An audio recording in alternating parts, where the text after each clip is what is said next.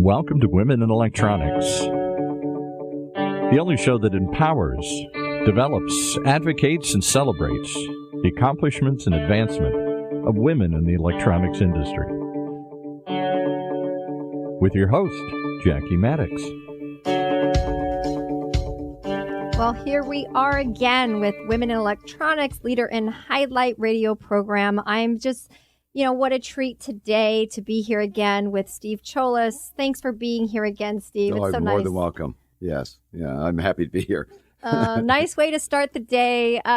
So we had talked last time about your journey in the electronic component industry, about digital transformation, and we kind of started touching on creativity and what needs to happen moving forward with our leaders recognizing this digital transformation world. There's so much to this, but I thought, it's somebody dynamic who would see this need, get into it early on. I'll just turn it over to you. You mentioned passion and how passionate you are about what you do. I am too. I get that way when I talk about women in electronics, so I get you. You should. Yes, I love passionate people, Yeah. but what is it that makes you passionate about what you're doing? Well, I'm not an introvert. That's number one. So if I'm going to be who I am, I was lucky enough, to be part of this industry, and it allowed me to engage. And I think it's all about engagement into what you would want to do, what you want to do. And that's not an easy question, that we ask ourselves, what do I want to do? I want to do what I'm doing. This is freaking great for me, right? Every bit of it, whatever it's been since 1984, being in this business, I have never had a boring down, lengthy period. The excitement of this business, it's just because there's so much to learn, and there's so much to do, and it's dynamic, it's evolutionary constantly. Mm-hmm. And, if I think about it, what it really dawned on me was, what makes it so cool is that if you're outside of this, my wife, for example, right? So been married a lot of years. She's been with me through all of this, and she does not, really care or have the time to pay attention to technology at all. But for her to want to listen to what I learn every month, let's just say month, because I'll bore her to death if I do it every day. But conversationally, we can bridge and connect, right? Because everything you do every day, I've seen started to develop years prior to you getting it, right? And how do you not get excited by being part of things that people you will hopefully use to change their lives, but you're part of it before it's even into a market for adoption? That, and I don't care what industry you're in, if you have an opportunity to be part of that and affect it and learn from it, how do you not really enjoy what you're doing, right? Mm-hmm. And you got to keep that going, right? And I think now we're in through another evolutionary change, right? Digital. It's not that it's new, but what we've learned where it has to go, that's what's new. Mm-hmm. We can't evade it anymore. Right. Well, I appreciate that because I also am passionate about this industry because I remember being a rep and working on designs for electric cars that now we're seeing, it's really exciting. Right? How cool is that? It's very cool. Oh. And then all the things that our current engineers and companies are working on that are influencing our globe moving forward, that is exciting to me because we're having a direct impact on the world, on people's lives and the quality of life. So to me, medical advancements, all kinds of advancements in the world, it starts and stops right here in this industry. So to be a part of it is absolutely amazing. So I feel like that's part of what I get passionate about too, and talking to leaders like yourself who have been in the industry for so long and can help influence all that future innovation is what excites me. And also having that conversation about the young people coming in, capturing them and making sure that we're retaining them as we move forward, in the industry. Yeah, that's a good point about young people coming in. Are we cool enough and sexy enough for them? Right. I mean, that's the question, right? Everybody wants to go work, and I've got my own younger ones and watch where they both went. But holy moly, there's not, the perception is this is not a very exciting industry unless you're in it. Right. But you got to get people in it, right? So, and I think we are starting and have made a lot of headway, right? In attracting, younger people to invest their time, right? Now, with that being said, it is not a immediate flow of engineers, design engineers, and then supply chain. Mm-hmm. It's way beyond that. And I think that's where we kind of lose, I think focus a lot of times. Mm-hmm. I know I'm going to bounce around a little bit, but this industry has transformed itself where people that are buying and designing stuff that we're going to use, right? It is a completely different ecosystem that they're operating with than what it was 10, 15, 20 years ago, right? Mm-hmm. The talent set that you need to play in that is completely different, right? And I don't see us building enough momentum outside of purchasing, supply chain, if you will, and engineering.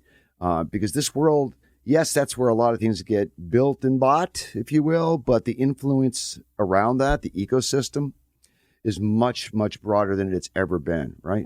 And that speaks to leadership, right? When companies want to transform themselves digitally, if you will, if you didn't come from that world initially, and you're sitting in around the age of, say, 50 to 60 in that age, because we don't have a lot of 40-year-old CEOs or C-suites, if you will, right? But you didn't grow in that business. And if you didn't grow in the business digitally throughout that path, you're not going to know what to do to transform yourself. And I had a chance to see all that, in media. Because we were held accountable. Media is held accountable when Jackie Inc. buys an ad from me, a banner, if you will, back in the day. You need to have something happen. If it doesn't happen, then either you're wrong or I'm wrong. Right? Well, now we understand, because of data, intelligence, the analytical platforms that we have at our disposal, we now know where we can move the needle more effectively when I spend $1 or invest $1. Yep. That's the gap, I think, that is unfulfilled.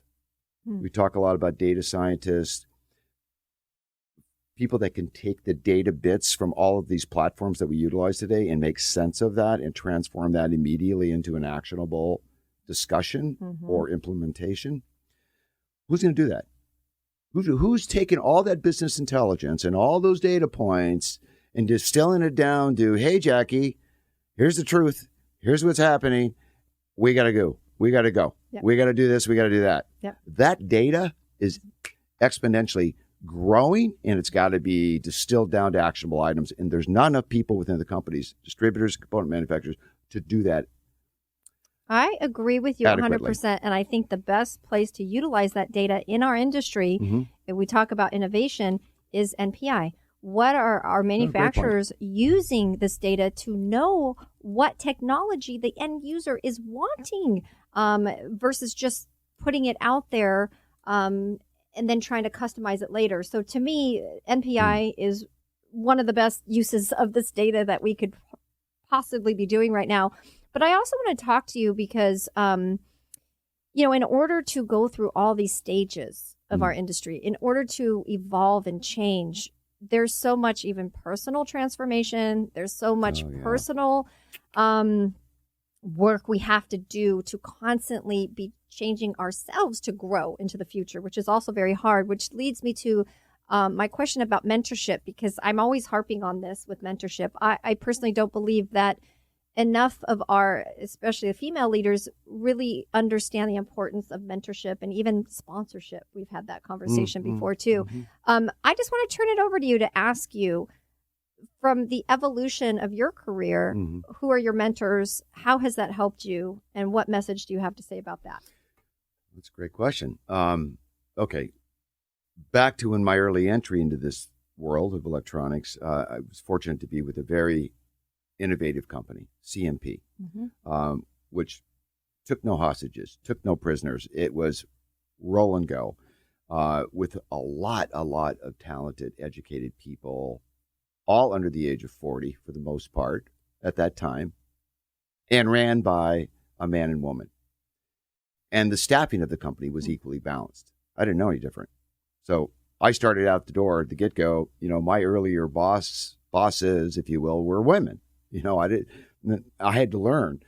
They happened to be very good teachers, right?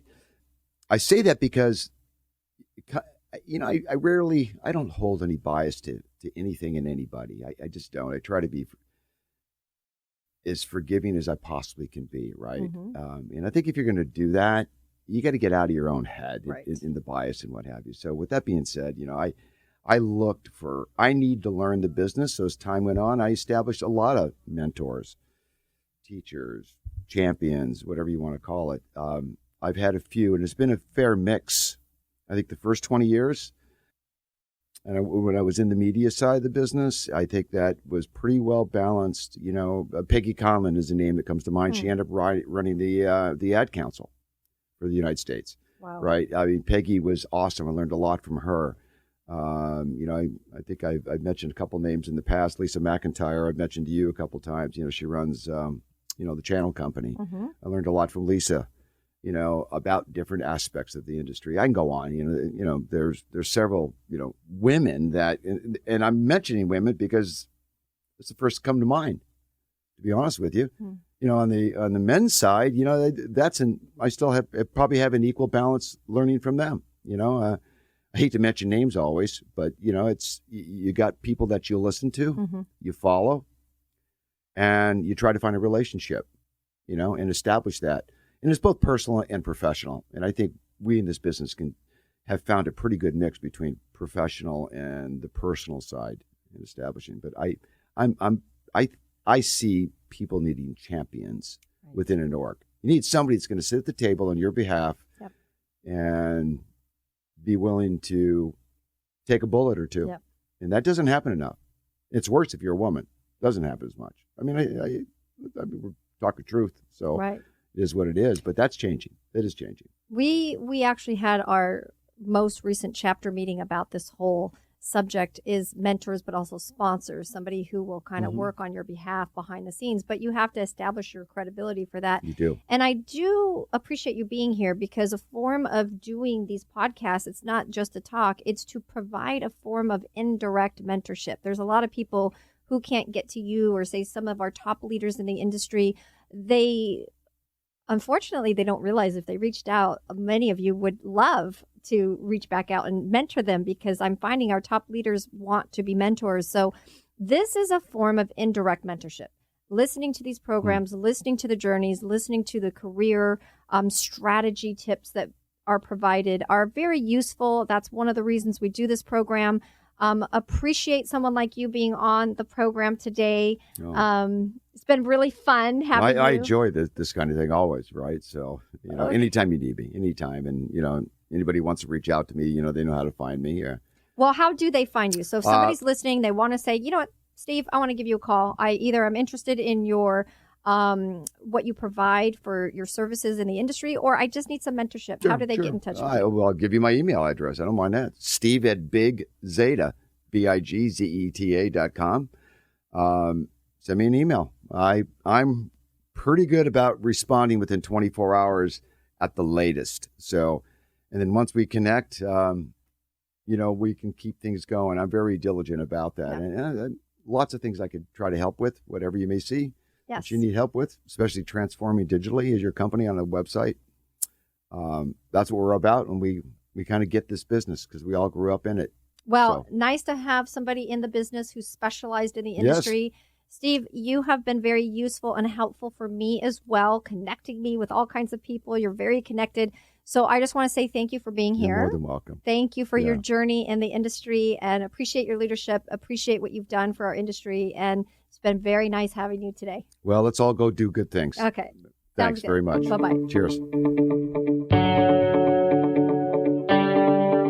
You've been listening to another episode of Women in Electronics, right here in Orange County's only community radio station, octalkradio.net.